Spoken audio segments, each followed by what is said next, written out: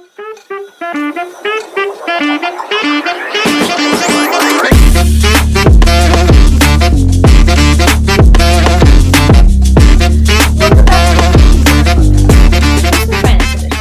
Olivia, and I'm joined by my co-host Rashmi.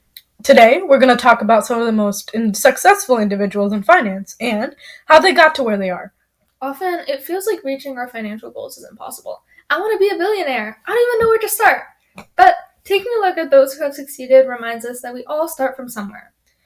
Yeah, success is a long path, and a lot of it comes from taking on the right mindset, which we talked about last episode. Exactly. So let's take a look at what rules others have used to bring themselves to the top and see how we can apply them to our own lives. So, Olivia, who would you think of first when someone asks you about the most successful person in finance? Warren Buffett is the first person that comes to mind. Honestly, for me too. He's pretty established as the best stock investor in the world, amassing a personal fortune over $100 billion. Now that's a very successful investor. Most recent readings have Buffett's net worth set around $121 billion, according to the Bloomberg Billionaires Index. Being the CEO of a major firm like Berkshire Hathaway sure pays off. Yes, it does. But he hasn't kept his secrets to himself. He has a few major rules that guide his investing principles. Buffett's first rule is to never lose money, and the second rule is to never forget the first one. While that may seem like a no-brainer, it's easier than you think to get caught up with something and start being frivolous with your money. Make sure you're always looking at the best option for yourself. Don't waste your money trying to earn a quick buck. When you invest, don't go in with the mindset that you might lose money and that's okay. It's not okay. Be informed and know in depth what you're doing. And that leads right into some of Buffett's other major pieces of advice.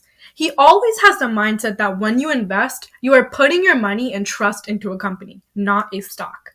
You should fully understand what you are investing in and be able to write down why you're doing so. Part of that relies on being committed to your financial choices. Our favorite holding period should be forever. Your money should be put in places of value. Buy quality at fair prices. A wonderful company at a fair price is better than a fair company at a wonderful price. Yep. And there's one more key point we'd like to emphasize from Warren Buffett's financial career. Buffett had said, "The wise investors should, in quotes, be fearful when others are greedy and to be greedy only when others are fearful." This is part of this investment mindset set in value investing, a style of investing he discovered from the person he would most likely call the greatest investor of all time. Surprising, isn't it? I would think that most people see Warren Buffett as a greater investor of all time. Yet, he would likely reserve this title for the so-called father of value investing, Benjamin Graham. Graham was a former teacher of Buffett with three major principles guiding his financial mindset. His first principle was to always invest with a margin of safety. What this essentially means is that whenever you put your money into something, you should spend less than you think what you are buying is worth. Yep, this always gives you a large opportunity with low costs because Graham would essentially buy stocks worth $1 for 50 cents. And when you're already buying low, the only way is to go up. This eventually expanded into a larger style of value investing, which we'll dive deeper into in a future episode. For now, let's take a look at what Graham's second principle was. Expect volatility and profit from it. Smart investors like Graham would take advantage of an uncertain market to profit from, instead of letting their emotions influence their possibility to profit. Graham broke this down in a Mr. Market analogy. So Mr. Market is essentially a salesperson for certain stocks, or you could think of him as the market as a whole. Sometimes he'll be happy and excited about the possibilities in the future and give a high price, but other times he'll be depressed and uncertain, giving a low price instead. Mr. Market lets his emotions influence his financial decisions. Graham's lesson here is that you shouldn't let the market's emotions influence your own financial decisions. You should always form your own decisions based on facts, not emotions or outside pressure. This is true in all of our lives, but especially in finances. Graham's third principle goes hand in hand with this. He encouraged people to know themselves well, to understand what they might be able to gain from their investments. He stressed understanding what type of investor you were, either passive or active. Having this type of knowledge will let you know what kind of results to expect. Right. While active investors will put their time and effort into becoming good investors, passive investors will have less of a time commitment. So when active investors think about their profits, they can expect higher returns because they put in the effort and research that allows those returns to come out of their hard work. For Graham, high risk did not equal high reward. He believed that hard work equaled high reward. But personal financial success isn't just limited to investments.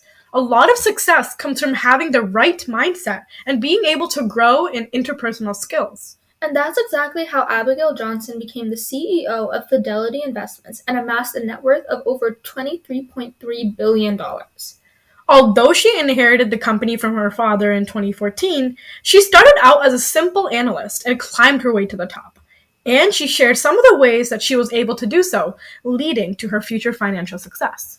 Johnson has discussed how it's always best to trust your own instinct. Not everyone will be looking out for the best for you, so it's up to you to build a path for success for yourself. At the end of the day, you know yourself best, but it's still important to effectively communicate with others too. Leading with deliberation and intent are skills that helped Johnson develop crucial relationships in her industry. Don't underestimate the value relationships have in your financial journey. Part of those relationships comes from being able to get the little things right. As you develop financially, it's likely that you'll put less time into smaller tasks. But being able to complete basic work shows that you appreciate what others do on the daily. And most importantly, Johnson wants everyone to remember that losses and failures are what help you grow in the future. Each person we've discussed today has had their fair share of defeat, but what defines a successful person is the ability to drive success from discouragement instead of simply accepting defeat. Hopefully, you'll be able to take away some lessons from today's episode of Community Corner Podcast Personal Finance Edition. If some concepts still seem foreign to you, don't worry. We're here to help you understand them all in depth. Next episode, we'll start looking closer at financial goals and how we can use them to guide ourselves to success.